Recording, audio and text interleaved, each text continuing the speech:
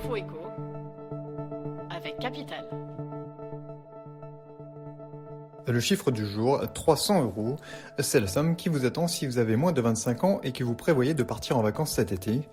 Pour en bénéficier, il suffit de se tourner vers l'Agence nationale des chèques vacances qui propose cette année à 50 000 jeunes de financer une partie de leur séjour.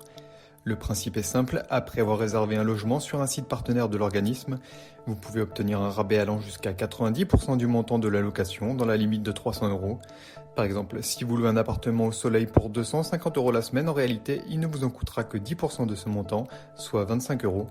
Pour en savoir plus sur cette aide aux vacances, rendez-vous sur capital.fr. Le coup de gueule du jour est poussé par les associations représentant les personnes handicapées. Depuis maintenant plus d'un an, un projet de loi pour changer le mode de calcul de l'allocation aux adultes handicapés est à l'étude. Il s'agit de ne plus prendre en compte les ressources du conjoint dans le calcul du montant de l'aide.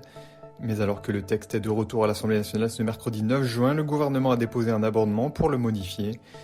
Plutôt que la déconjugalisation, il propose de revoir les modalités de prise en compte des ressources et de remplacer l'abattement de 20% par un abattement de 5 000 € sur les ressources du conjoint. Une proposition loin de satisfaire les associations. L'info pratique capitale concerne les changements à venir ce mercredi 9 juin, date de la 3e étape du déconfinement. Principale nouveauté, le couvre-feu est décalé de 21h à 23h, les restaurants et bars peuvent rouvrir en intérieur avec une jauge de 50% et les terrasses être occupées intégralement. Côté vie pro, le télétravail à 100% prend fin pour les salariés encore concernés. Ils peuvent par exemple revenir 2 ou 3 jours par semaine contre un seul jour autorisé jusqu'ici. Le 9 juin, c'est aussi la date de lancement du pass sanitaire obligatoire pour accéder aux événements de plus de 1000 personnes. Rendez-vous sur capital.fr pour retrouver tout ce qui change à partir de ce mercredi. Et on termine par l'indemnisation que les salariés de la fonction publique pourraient toucher en cas de télétravail. En espérant obtenir un accord d'ici l'été, le ministère de la Transformation et de la fonction publique a évoqué le sujet ce mardi 8 juin avec les représentants du monde du travail et du personnel.